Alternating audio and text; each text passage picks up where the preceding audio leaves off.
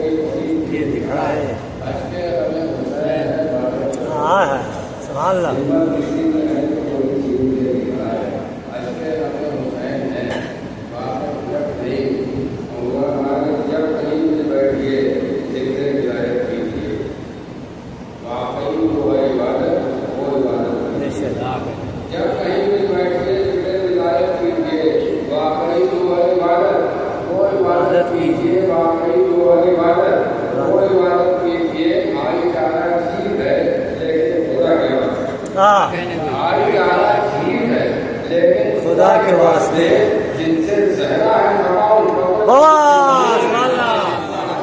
بس والا ٹھیک ہے بے شک جن سے زہرا ہے نوا ان کو کیجیے جن سے زہرا ہے نوا ان کو زیادہ تیزی اور یاد ہوتا کہ بغیر خاتمہ ہوتا نہیں مل جاتی بغیر خاتمہ ہوتا نہیں مل جاتی یہاں سے اس میں ندی میں گزر گئے کیا بات بغیر خاتمہ ہوتا نہیں مل جاتی جہاں سے اس میں ندی میں گزر گئے ہوتے اگر ولایت حیدر کی ابتدائی ہے تو بدلی سے پہلے ہی مر گئے ہوتے والا ہاں بدلی سے پہلے ہی مر گئے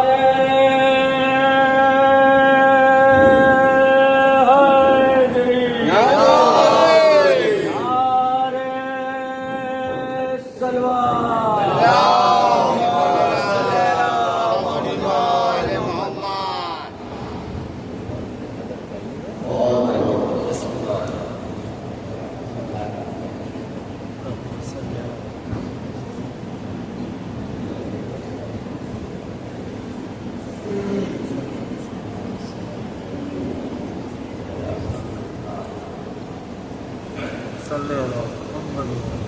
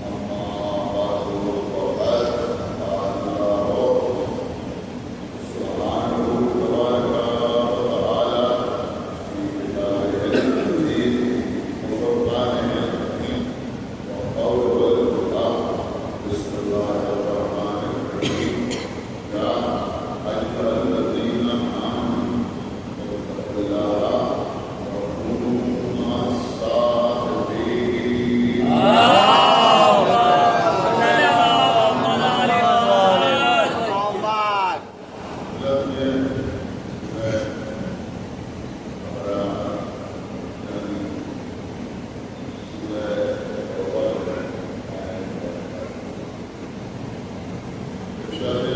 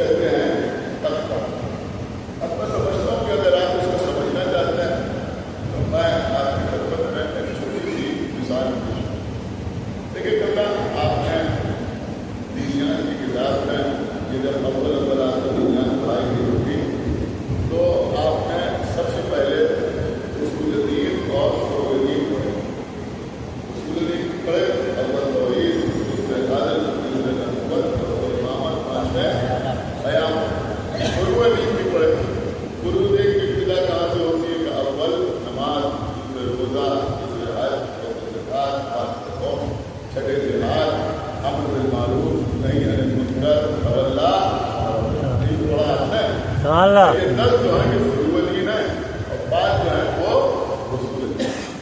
لیکن میں آپ کی خدمت میں آپ دوبارہ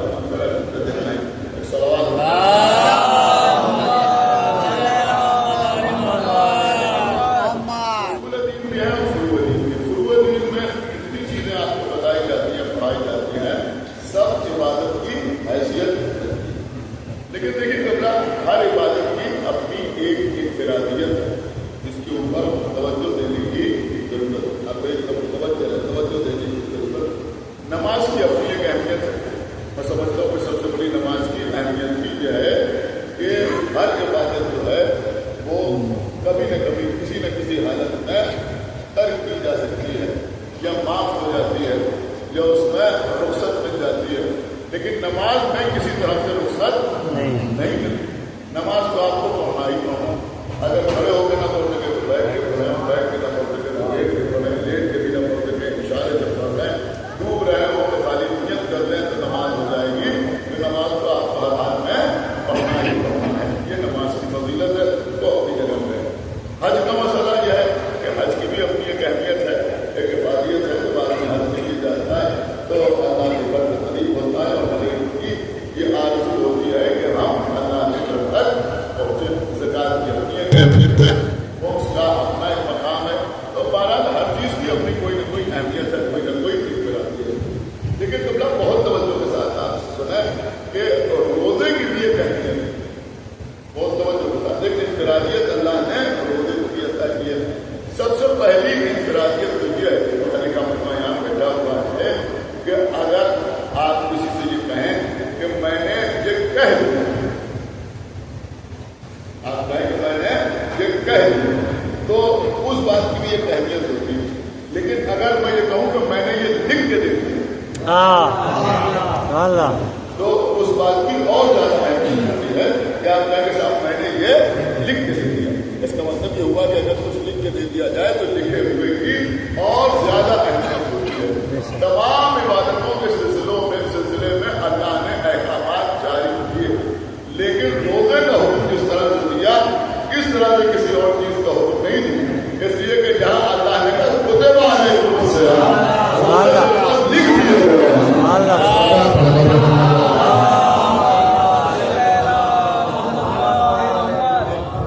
انفرادیت ہے.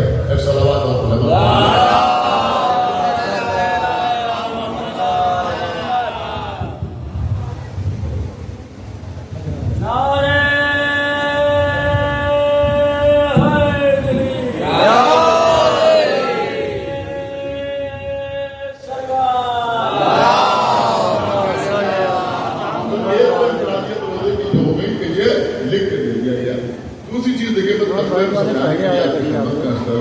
دوسری بات جو ہے کہ مثلاً نماز, جب بچوں کو نماز سکھائی جاتی ہے, نماز پڑھنا سکھایا جاتا ہے تو کیسے سکھایا جاتا ہے کہ تمہیں کیا کرنا ہے. کہ تمہیں سب سے پہلے نیت کرنا ہے, تکبیر کہنا ہے, سورہ حم پڑھنا ہے, فلق کرنا ہے, اس کے بعد کوئی اور سورہ پڑھنا ہے. یہی تو نا, تمہیں نیت کرنا ہے, تمہیں تکبیر کہنا ہے. دیکھیے اگر آپ نے رائے گاہ جانے دیا تو تھوڑا افسوس ہوگا. تمہیں تکبیر کہنا ہے, تمہیں قرأت کرنا ہے, تمہیں رکوع کرنا ہے, تمہیں سجدہ کرنا ہے, تمہیں تشہد پڑھنا ہے, تمہیں سلام پڑھنا ہے اور توجہ. تو یہ سب سمجھایا جاتا ہے. کیوں؟ تو آپ سمجھ میں آیا کہ نماز سکھائی جاتی ہے تو کیا بتایا جاتا ہے, یہ کرنا ہے, یہ کرنا ہے, یہ کرنا ہے, یہ کرنا ہے, یہ کرنا ہے, اور یہ آپ نے یہ کرنا ہے, یہ کرنا ہے, یہ کرنا ہے, یہ کرنا ہے. آدمی حج کے لیے جا رہا ہے, اس کو ارکان حج سمجھائے جا رہے ہیں. تو کیا بتایا جا رہا ہے, تمہیں احرام باندھنا ہے, کیا تمہیں احرام باندھنا ہے, تمہیں طواف کرنا ہے, تمہیں سعی کرنا ہے, صفا و مروہ کے درمیان دوڑنا ہے, تمہیں شیطانوں کو کنکریاں مارنا ہے, تمہیں قربانی کرنا ہے, تمہیں تفسیر کرنا ہے یعنی اپنے بال بنوانا ہے. بہت توجہ, تو یہ کرنا ہے, یہ کرنا ہے, یہ کرنا ہے, یہ کرنا ہے. یہ حج میں بھی بتایا جاتا ہے. زکات میں کیا کرنا ہے کہ بھائی زکات ادا کرنا ہے, نصاب مکمل ہو رہا ہے تو اتنے سکے مثلاً دینا ہے, یا اتنی بھیڑیں ہیں تو یہ تمہیں زکات میں دینا, یعنی یہ کرنا. خمس میں بھی وہی مسئلہ ہے کہ تمہیں حساب کرنا ہے, 5वां हिस्सा जो है वो निकालना है, जिसका आधा जो है वो सहब इमाम होगा, आधा सहब सादात होगा। तो ये भी तुम्हें देना है। जिहाद तुम्हें करना है, तलवार चलाना है, दुश्मन से मुकाबला करना है। अमर बिल मारूफ का मतलब क्या है? लोगों को मारूफ की तरफ, नेकियों की तरफ बुलाना है। और जब बुलाएंगे तो कैसे बुलाएंगे? आवाज ही देकर तो बुलाएंगे या इशारा करके बुलाएंगे? क्या समझना? तो वहां भी मसला यही है कि ये करना है, ये करना है, ये करना है। नहीं अनिल मुनकर है, वहां भी लोगों को रोकना है, तुम्हें ये करना है, ये करना है, ये करना है। लोगों से कहना है कि भाई तुम ये गलत काम न करो, ये काम गुनाह है, इससे बचो। तो वहां भी कुछ न कुछ आपको करना है। तवल्ला है, वहां भी कुछ न कुछ करना है। जितनी इबादत है, जो 10 पूरे दिन आपको समझाए जाते हैं, हर एक को यही बताया जाता है तुम्हें ये करना है, ये करना है, ये करना है। लेकिन रोजे में क्या बताया जाता है? ये नहीं करना है, ये नहीं करना है, ये नहीं करना है, ये नहीं करना है।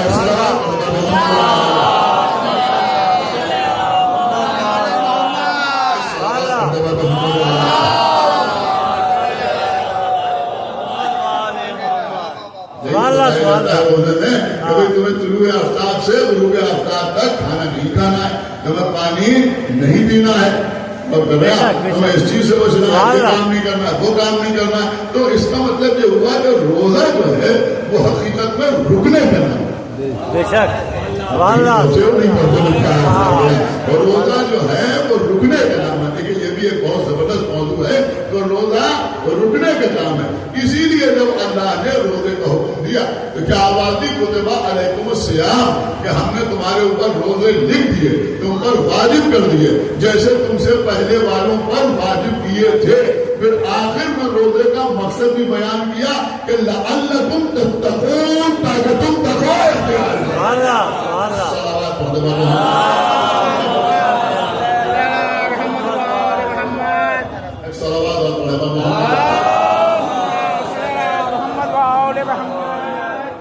ताकि तुम तकवा इख्तियार करो।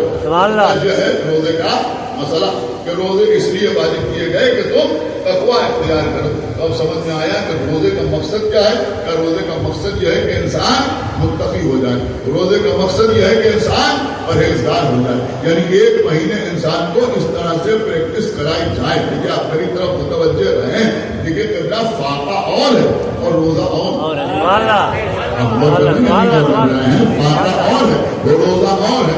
उन्होंने कहा भाई हमने गुर्बत की वजह से फाके किए, तो गुर्बत की वजह से फाके किए ना, क्योंकि नहीं था तो आपने फाके किए, पानी नहीं था तो आप प्यासे रहे। लेकिन रोजे का मसला क्या है? क्या खाना है मगर नहीं खाना,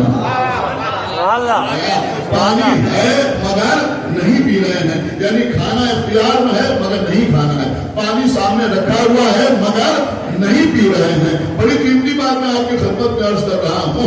बिल्कुल इफ्तार का वक्त आने वाला है, 5-7 मिनट बाकी है, 5-7 मिनट बाकी हैं। आपके घर में सामने दस्तरखान बिछा हुआ है, उस पर मुख्तलिफ नेमतें सजी हुई हैं, खाने की चीजें भी रखी हैं, पानी भी रखा हुआ है, शरबत भी रखा हुआ है। गर्मी का मौसम है, शिद्दत की गर्मी है, गर्मी का एहसास भी हो रहा है, भूख भी लग रही है, प्यास भी लग रही है, सामने खाना भी है, सामने पानी भी है। देखिए मेरी बात सुने, हाथों में कुव्वत भी है, ताकत भी है, चाहे तो कुछ उठा के खा ले, चाहे तो गिलास उठा के पानी पी ले, शरबत नोश कर ले। लेकिन 1-1 मिनट देख रहे हैं, क्या समझ है? 1-1 मिनट देख रहे हैं। अरे भाई 54 मिनट में इफ्तार है, अभी तो 50 मिनट हुए हैं, चलो अब 51 हो गए, अब 52 हो गए, अब 53 हो गए, 1 ही मिनट बाकी है, खा लीजिए। कहीं 1 मिनट और हो जाए, 1 मिनट और हो जाए, इफ्तार का वक्त आ जाए, तब हम खाएंगे, तब हम पिएंगे। तो ये क्यों रुके हुए हैं? जब इख्तियार में है तो भूखे क्यों हैं? जब इख्तियार में है तो प्यासे क्यों हैं? आप समझे नहीं, इख्तियार में तो है, सामने रखा हुआ तो है, कुव्वत तो है, ताकत तो है, कुदरत तो है कि उठा के खा लें। लेकिन अगर वक्त से पहले खा लेंगे तो रोजा टूट जाएगा। अगर उठा के खा लेंगे तो रोजा टूट जाएगा, रोजा टूट जाएगा। अब जो लोग कहते हैं कि जब हुसैन साहिब इख्तियार थे तो करबला में अपने लिए पानी मंगवा क्यों नहीं लिया? पानी मंगवा क्यों नहीं लिया? जन्नत से खाना क्यों नहीं मंगवा लिया? अरे भाई जब इनके घर की कनीज की नवासी के लिए जन्नत से खाना आ सकता है तो करबला में इनके लिए खाना नहीं आ सकता था? आ सकता था। ये चाहते तो जमीन पे ठोकर मारते तो चश्मा जारी हो जाता। फखरे इस्माइल थे।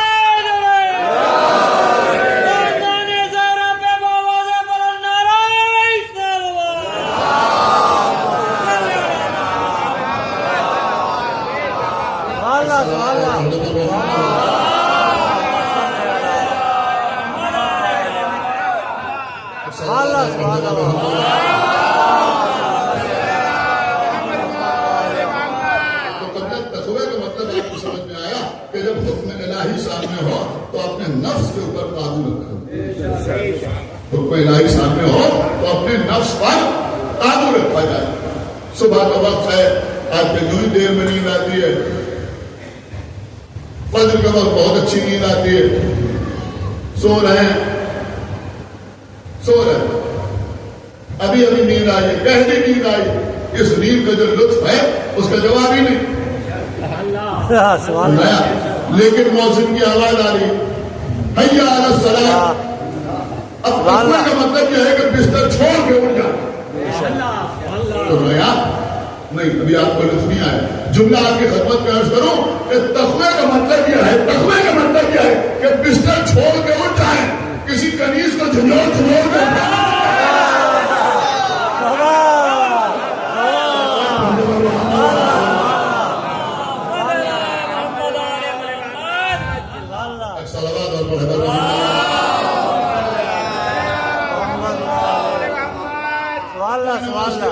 اسی کا نام ہے تقوی. یعنی اپنے نفس کے اوپر اللہ کے حکم کو ترجیح دینا, اسی کا نام تقوی ہے نا, یا کسی اور چیز کا نام تقوی ہے. لیکن میں سمجھتا ہوں جو لوگ نمازی ہیں وہی میری بات کو سمجھ سکتے ہیں. اور ظاہر سی بات ہے جتنے ہیں سب کے سب نمازی, کہ بھائی کتنا مشکل کام ہوتا ہے. ایک طرف بستر اپنی طرف کھینچ رہا ہے اور دوسری طرف مؤذن کی آواز آ رہی, اب یہ بستر چھوڑ کے نماز کے لیے جانا, کسی کا نام تقوی. تو کل ملا کے مسئلہ وہی ہے کہ کنٹرول کرنا, روکنا, اس کو کہتے ہیں تقوی. دیکھیں قبلہ, رک جانا بھی آسان نہیں ہے. شاید آپ سوچ بھی نہ رہا ہوں کہ میں آپ کو کہاں لے جا رہا ہوں. رک جانا بھی آسان نہیں ہے. رک جانا بھی کوئی آسان کام نہیں ہو. سنیں جنگ احزاب, میرے خیال میں تقوی کے سلسلے میں بالکل نیا رخ آپ کی خدمت میں پیش کر رہا ہوں. جنگ احزاب, جس کو جنگ خندق بھی کہا جاتا ہے. جنگ احزاب اس لیے کہا جاتا ہے کہ بدر میں, احد میں جب مسلسل مشرکین مکہ کو شکست ہوئی تو پھر وہ اکیلے نہیں ہیں, بلکہ ان کے جو حلیف قبیلے تھے, حلیف, لیکن سنیں کھلا, یہ مجلسیں جو ہیں یہ آپ یوں سمجھیں کہ یہ مدرسے ہیں, اور ایسے مدرسے ہیں جو حسین کی عطا اور زہرا کی دعا سے چلتے ہیں.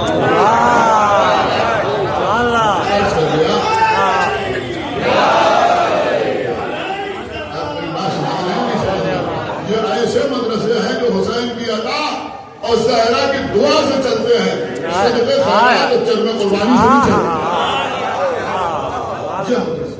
امام حسین علیہ السلام کی مجلس ہے, نہ معلوم کتنی باتیں بچوں کو معلوم ہو جاتی ہیں. ایک لفظ ہے قبلہ حریف, ایک لفظ ہے حریف اور ایک لفظ ہے حلیف. حریف کا مطلب ہوتا ہے مقابلے پہ آنے والا, اسے کہتے ہیں حریف. حلیف کا مطلب آپ کو معلوم کیا ہوتا ہے؟ بڑی ہے لام یہ حلیف. آپ نے ایک لفظ سنا ضرور ہوگا, حلف. حلف سنا ہے, اس کو ہندی میں کہتے ہیں شپت, انگلش میں کہتے ہیں سوئرنگ کرنا. جب نئی حکومت بنتی ہے تو آپ سنتے ہیں کہ فلاں صاحب نے وزارت کا, منسٹری کا حلف اٹھایا. حلف کا مطلب ہوتا ہے قسم کھانا. حلف کا مطلب ہوتا ہے قسم کھانا, اسے کہتے ہیں حلیف. حلیف کا مطلب قسم کھانے والا. تو ہوتا یہ تھا کہ الگ الگ قبیلے ہوتے تھے, یوں ان کے درمیان اختلافات بھی ہوتے تھے, ایک دوسرے کے حریف بھی ہوتے تھے, لیکن بعض قبیلے ایک دوسرے کے حلیف ہوتے تھے. حلیف کا مطلب یہ ہوتا تھا کہ کسی موقع پر ان کے سردار بیٹھ کر یہ حلف اٹھاتے تھے, یہ قسم کھاتے تھے کہ یوں تو ہم الگ الگ ہیں, لیکن اگر کبھی کسی اور نے تم پر حملہ کیا تو ہم تمہارا ساتھ دینے کے لیے. ان کو کہتے تھے حلیف. تو مشرکین مکہ جو تھے ان کے بھی بہت سے حلیف قبیلے تھے. اب ان حلیف قبیلوں میں عیسائی بھی تھے, یہودی بھی تھے, آتش پرست بھی تھے, دیگر اب مذاہب کے ماننے والے بھی تھے، یہ مشرکین تھے. تو جب 2 جنگوں میں مسلسل ان کو شکست ہوئی تو جنگ احزاب میں انہوں نے اپنے حلیف قبیلوں کو آواز دی اور ایک بڑا لشکر بنایا جس میں بہت سے قبیلے شریک ہوئے. تو کیونکہ بہت سے قبیلے شریک ہوئے تو حزب کہتے ہیں، حزب آپ سنتے ہیں نا، حزب اللہ، صلوات اللہ.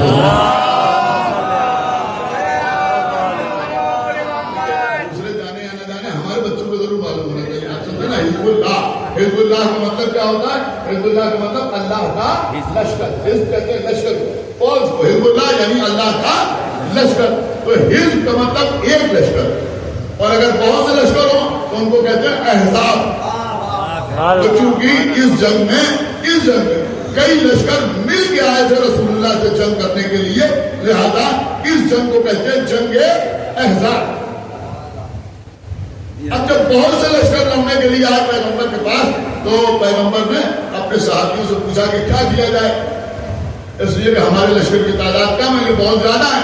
تو سلمان فارسی نے مشورہ دیا کہ لشکر گاہ کے چاروں طرف، خیمہ گاہ کے چاروں طرف ایک خندق کھود دی جائے، بڑا سا گڑھا کھود دیا جائے اور اس میں آگ روشن کر دی جائے جس کی وجہ سے ہماری کچھ حفاظت ہو سکے اور لشکر کی جو کمی ہے اس کا نقصان ہمیں نہ ہو.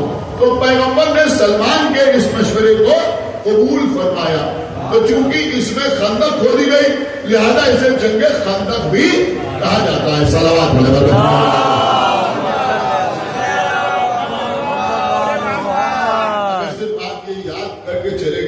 تو بھی بہت بڑا تبرک ہے. صلوات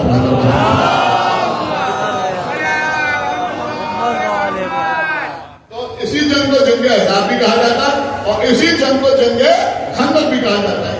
اب قبلہ خندق خود کے تیار ہوئی، خندق خود کے تیار ہوئی. پیغمبر اسلام اپنے خیمے میں بیٹھے ہوئے، لیکن الگ نہیں، رکنا ہی ہے تقویٰ. اب سنیے بالکل نیا ہو. آپ کے ساتھ جنگ خندق میں تقویٰ کہا، میں بھی آپ کے سامنے عرض کر رہا ہوں تقویٰ کسے کہتے ہیں. اب ہوا کیا کہ جب لشکر آیا تو اس لشکر میں ایک نامی گرامی پہلوان تھا جس کا نام تھا عمرو ابن عبد الوہاب. اب چاروں طرف خندق کھودی ہوئی تھی لیکن ایک جگہ سے اسے محسوس ہوا کہ کچھ معاملہ ایسا ہے مناسب کہ ہم جست کر کے ادھر جا سکتے ہیں. وہ ادھر سے ڈر آ گیا. آنے کے بعد پیغمبر کے خیمے کے قریب آیا، خیمے میں اپنے نیزہ چھپایا. یہ ساری چیزیں آپ کی سنی، لیکن جو باہر بیٹھے وہ بھی تکلف نہ کرے، داتے ہیں پوری توجہ آپ حضرات کی کرتے ہیں، جو اندر ہے وہ بھی توجہ کے ساتھ سنیں. اس نے نیزہ چھپایا اور کہا آؤ میرے مقابلے پر، مجھے قتل کر کے راضی بن جاؤ یا میرے ہاتھوں سے قتل ہو کے شہید ہو جاؤ. مسلمانوں اگر مجھے قتل کر دو گے تو غازی کہلاؤ گے تب بھی تمہیں جنت ملے گی، اور اگر میرے ہاتھوں سے قتل ہو گئے تو شہید ہو جاؤ گے تب بھی جنت ملے گی. اب جنت ہی جنت ہے، آؤ میرے مقابلے پر. اب رسول کہہ رہے ہیں جاؤ اس کے مقابلے پر. کیا بات. عالم یہ ہے کہ لوگوں کے سروں پر ٹائر بیٹھے کوئی پوچھنے کے لیے تیار نہیں. جاؤ اس کے مقابلے پر، کوئی نہیں جا رہا. ایک ساتھ کھڑے ہو گئے اور کھڑے ہونے کے بعد کہنے لگے کہ یہ بہت بڑا بہادر ہے. ہمیں قافلے میں تھے اور جب ہم اس قافلے میں تھے تو وہاں ڈاکوؤں نے حملہ کر دیا تو اسے اونٹ کے بچے کو اٹھا کے سپر بنا لیا تھا. اونٹ کے بچے کو اٹھا کے سپر بنا لیا تھا. اس کا مطلب یہ ہوا کہ اپنے مجمع میں دشمن کی تعریف کرنا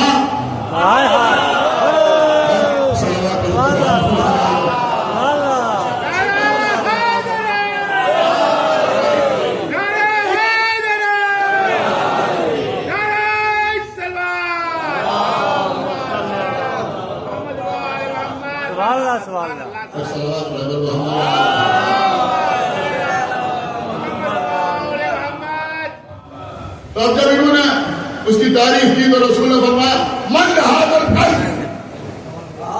ہے جو اس کتے کے مقابلے میں جائے. اب بھی کوئی نہیں اٹھا.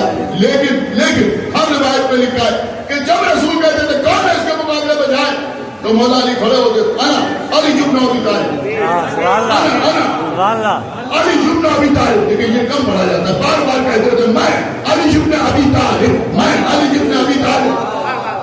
علی سے کہہ دیجیے ہاں یہ کہنے کی کیا ضرورت ہے انا علی ابن ابی طالب اللہ علی اس مجمع میں کوئی آپ کا دوسرا ہم نام بھی نہیں ہے تو خالی یہی کہہ دیجیے انا علی کافی ہے بات لیکن میرا مولا کہنا انا علی ابن ابی طالب ہو سکتا ہے مولا جواب دے میں اپنے بابا کا نام اس لیے لے رہا ہوں کہ ابھی نبی کہیں گے کہ آج کل ایمان بندے کو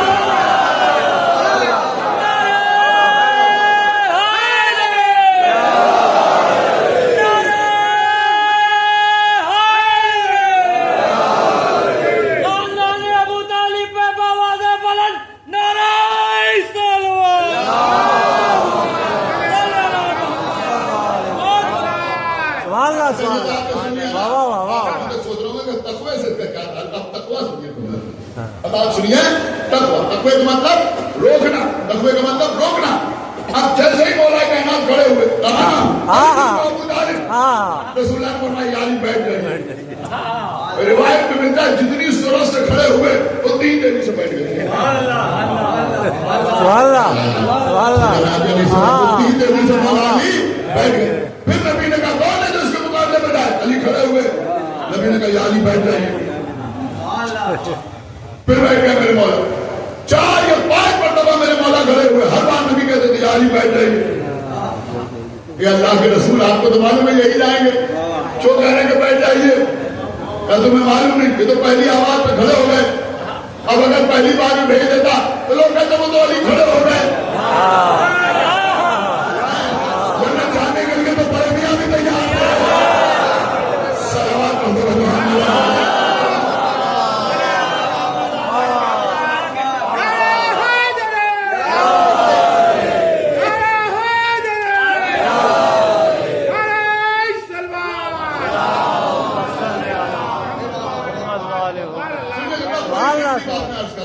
دیکھیے میں کوشش یہی کرتا ہوں کہ بزرگوں کے تبرکات بھی آپ تک پہنچاؤں مولانا ابن حسن صاحب نونہروی اصل خدا کے دنوں جو محنت کرے ذاکرین نے جو محنت کی آج کل تو میرے خیال میں فضول کے بیانات دے کر فتنے پیدا کرنے والے ذاکرین کے لیے آسانیاں فراہم کر دیتے ہیں صلوات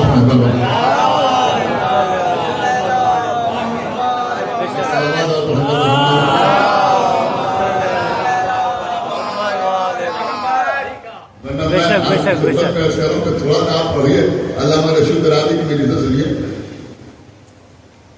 تھوڑا سا بہت ڈالیے آج کل یوٹیوب پہ پتہ ملے گی آپ کو آپ سنیے تب آپ کی سمجھ میں آئے گا کہ میں سے کتنی محنت سے پڑھی جاتی آپ کو جو معاف کریں آپ ہمارے بھائی ہیں لیکن ہم آپ کی خدمت کر رہے ہیں کہ آپ سنیں تو آپ کو سننے میں جتنی محنت لگے گی تو سمجھ میں آئے گا کہ پڑھنے کو ہم نے کتنی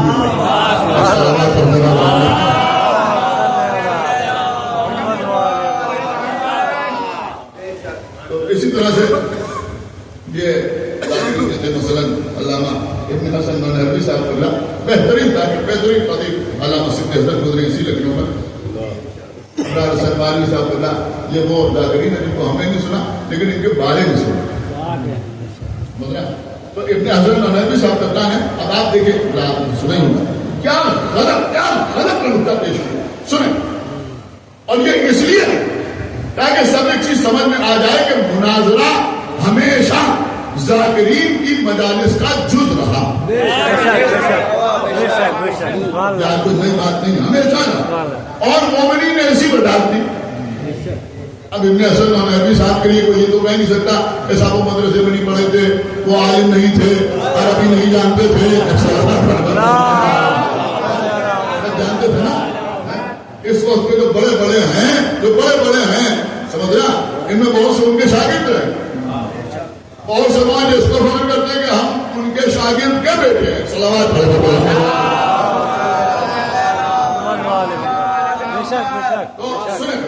انہوں نے یہاں پر کیا غلط کا نقطہ پیش کیا انہوں نے کہا کہ بھائی مولا علی کا رسول کے کہنے پر کھڑے ہو جانا اس کے مقابلے میں جانے کے لیے بہت بڑا کمال نہیں لیکن نبی کا کہنا یعنی بیٹھ جائیے جاؤ ہاں سبحان اللہ سبحان اللہ سبحان اللہ اور اتنی قوت رکھ کر اتنی طاقت رکھ کر اسد اللہ ہو کر شیر پہ مینار ہو کر ید اللہ ہو کر صاحب ذوالفقار ہو کر اور یہ بھی جانتے ہوئے کہ میرے علاوہ کوئی اور نہیں اٹھے گا علی کا بیٹھ جانا کمال ہے صلوات محمد محمد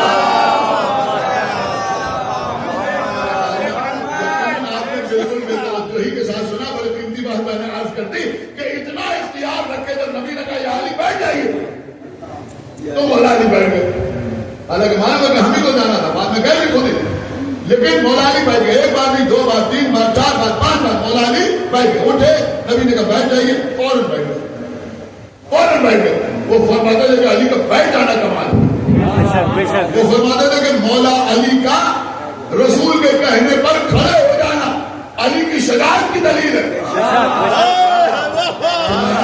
اور علی کا بیٹھ جانا علی کے تقوی کی دلیل ہے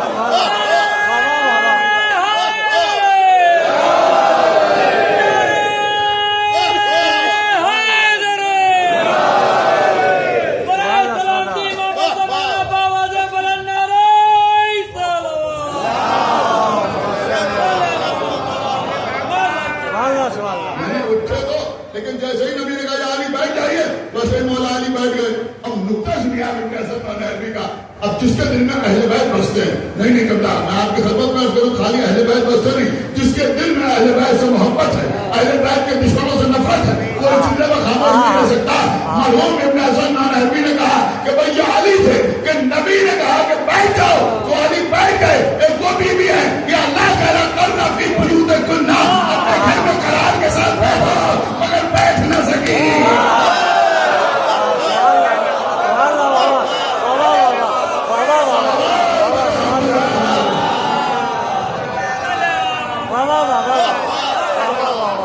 سبحان اللہ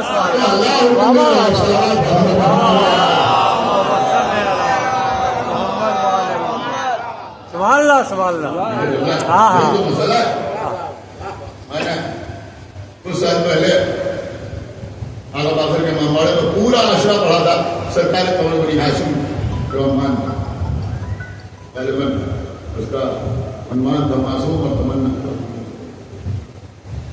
تو کافی کتابیں میں نے پڑھی مولا عباس کے سلسلے میں جہاں جو کتاب ملی اس کو پڑھا اس نے نوٹس بنا انہوں نے محنت کے ساتھ مولا قبول فرمایا بہت شاید اس میں بہت سی باتیں ہمارے سامنے نہیں اس میں اب کیونکہ اس وقت مجھے یاد نہیں آ رہا میں نے کس کتاب میں پڑھا تھا لیکن ایک جملہ کسی لکھنے والے نے بہت غضب پہ لکھا تھا انہوں نے لکھا کہ حضرت عباس کی شجاعت کی دلیل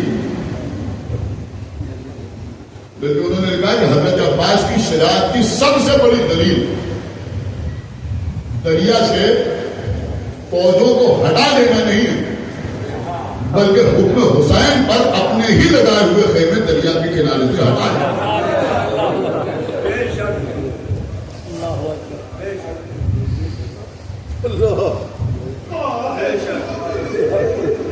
جو خیمے لگائے تھے امام حسین نے حکم دیا تو اپنے ہی ہاتھ سے خیمے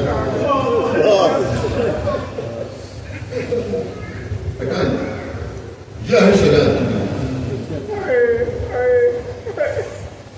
اس کا دوسرے انداز سے بھی سمجھ سکتے ہیں کہ خیمے دریا کے کنارے اس لیے لگے تھے کہ پانی کی پریشانی نہ ہو حضرت عباس کا خیمے ہٹانا یہ بھی شجاعت کی دلیل ہے کہ دیکھو خیمے ہٹا لیں تب بھی ہم صاحب اختیار ہیں کیوں کہا اللہ حسین بہت سی باتیں بالا ذکر آ گیا ہے تو ہم واپس نہیں جانا چاہتے دیکھیے آقا عباس سے زیادہ حضرت عباس سے زیادہ کوئی امام حسین کی مرضی کو سمجھنے والے نہیں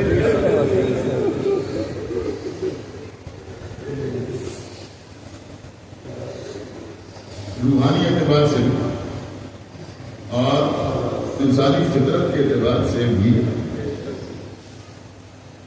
ایک بیٹا جو اپنے باپ کا اطاعت گزار ہے، اپنے باپ کے ساتھ ہے، وہ اپنے باپ کے مزاج کو بہت اچھی طرح سمجھتا ہے۔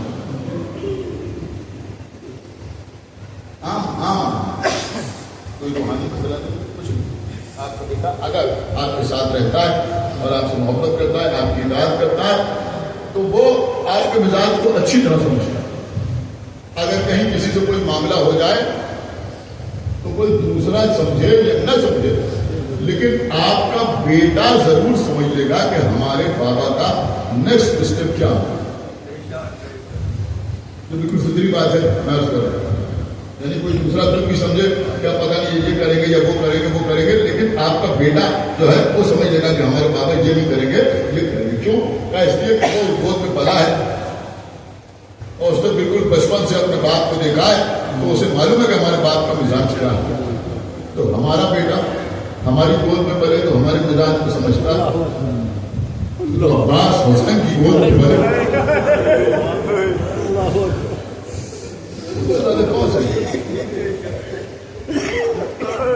اور پھر اگر آپ روحانی اعتبار سے سمجھیں تو ویسے سمجھنا بھی چاہیے۔ تو حضرت عباس کو تو مولا علی نے مانگا ہی تھا،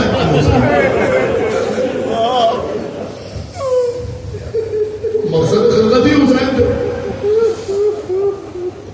تو وہ نہ سمجھیں گے تو کون سمجھے گا؟ ان کو معلوم تھا امام حسین کیا کرے گا، جانتے تھے امام حسین کی مرضی کیا ہے۔ آپ میری بات سمجھ رہے ہیں؟ آقا حسین کیا کریں گے کہ حضرت عباس کو ہر قدم پائے گا۔ انہیں معلوم تھا کہ ولید کے دربار میں دربار نہیں چل رہا۔ وہ اچھی طرح جانتے تھے کہ ہمیں کوفے نہیں جانا۔ ان کو معلوم تھا کہ امام حسین حج کو عمرے سے تبدیل کریں گے۔ وہ جانتے تھے کہ 7ویں محرم کو پانی ختم ہو جائے گا، مگر آقا حسین جنگ نہیں کرے گا۔ انہیں معلوم تھا کہ شب عاشور جنگ نہیں ہوگی۔ انہیں معلوم تھا کہ مجھے تلوار نہیں چلانا، انہیں معلوم تھا کہ مجھے نیزہ لے کے جانا ہے، تلوار لے کے نہیں جانا۔ وہ جانتے تھے کہ مجھے پانی کی سبیل کے لیے جانا ہے، سجاد کا مظاہرہ کرنے کے لیے نہیں جانا، سب کچھ جانتے تھے۔ اب ایک سوال ہے کہ جب سب کچھ جانتے تھے تو یہ بار بار آستینیں کیوں چڑھانا؟ جب سب کچھ جانتے تھے تو یہ بار بار آقا حسین سے اجازت کیوں مانگ رہے؟ یہ تلوار کے قبضے پر ہاتھ کیوں پہنچ رہا؟ جو ولید کے دربار میں تلوار کیوں نکالنا چاہتے؟ امام حسین کہہ رہے نہیں بھیا عباس ہم پہل نہیں کرتے، واپس آ رہے۔ کیوں؟ کس لیے؟ کہ تو سب جانتے تھے کہ یہاں تلوار نہیں چل رہا۔ جب معلوم تھا کہ خیمے ہٹنا ہے تو پھر زمین کے اوپر نکیر کیوں بھیجے؟ ہٹا لیتے خیمے، معلوم تو یہی ہونا ہے۔ عزیزوں بڑی اچھی چیز لکھی گئی، انہوں نے لکھا کہ بات یہ ہے کہ حضرت عباس کے بار بار اپنی شجاعت، اپنے جوش کا مظاہرہ کر کے جانتے تھے کہ ایسا نہیں ہونا ہے، لیکن شجاعت کا مظاہرہ کر کے دشمن کو یہ پیغام دینا چاہتے تھے کہ میرا آقا حسین مظلوم ہے، مجبور نہیں ہے۔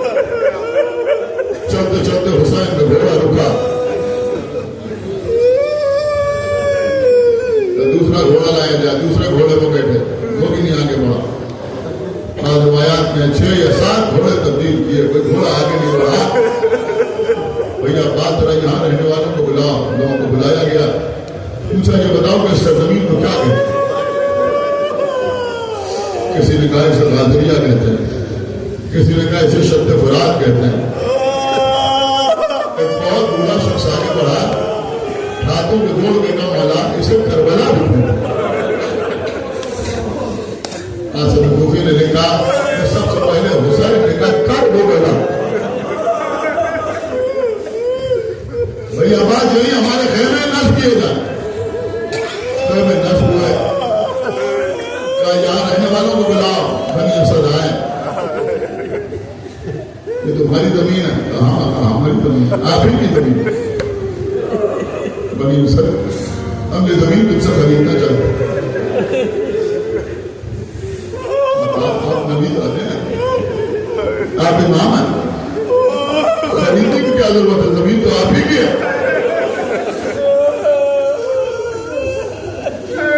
अगर आपकी जमीन है आपको आपका तसल्लुफ हासिल है लेकिन आका हम आपको कोई मशवरा नहीं दे सकते लेकिन हम एक गुजारिश कर सकते हैं क्या कहना चाहते हो मेरा हाथ जोड़ लिए कहा हम आपसे कहेंगे आप यहाँ न रहें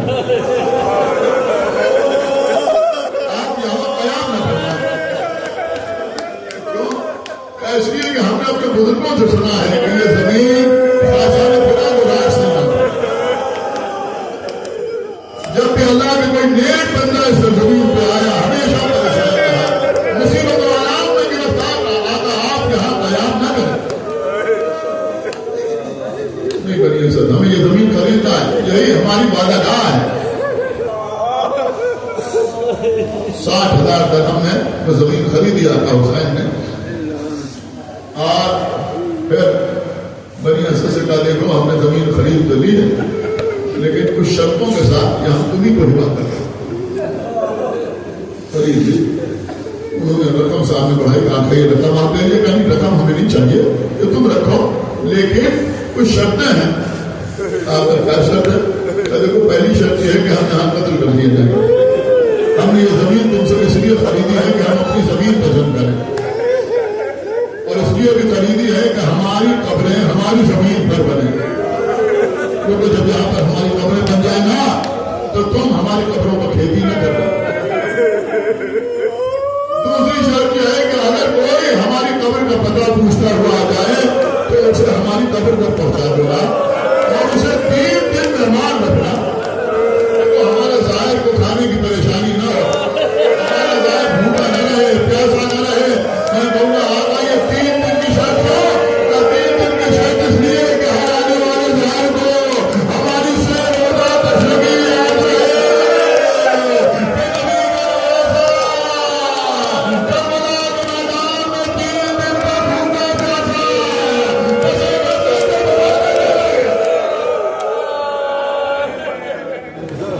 याद रहे आपकी आवाज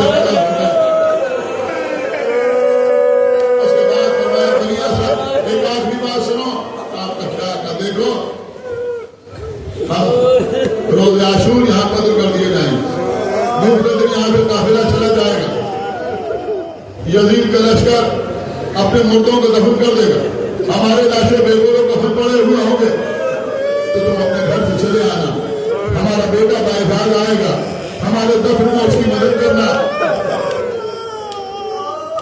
जाओ बनी असद अपने घर की खवातीन को भेज दो रोते हुए बनी असद वापस हुए गुर्दे में निहाम की बीबियां सामने आई और देखो बीबियों अगर तुम्हारे मर्द हमें दफन करने के लिए ना आए डरे खौफजदा हो हिचकिचाएं तो तुम उन्हें गैरत दिला के दोगे और उनसे कहना कि बात हो तुम्हारे ऊपर नबी ज़ादे का लाशा बेगोरो दफन पड़ा हुआ है तुम घर में खामोश बैठे हुए हो और उसने कहा तुम भी जाओ अपने घर के बच्चों को भेज दो अब अभी छोटे छोटे बच्चे हुसैन के सामने आए बस अभी तो महीने सलाम हो गई छोटे छोटे बच्चे हुसैन के सामने आए एक जुम्मा कहूँ आपके खिदमत में हमारे घरों में मर्दानी मस्जिद भी होती है खवातीन की मस्जिद भी होती है बच्चों की मस्जिद भी होती है क्या करबला की सरजमीन पर ये पहली बार मस्जिद हो रही है हुसैन बनी असद से खातिब है ये मर्दानी मस्जिद हो रही है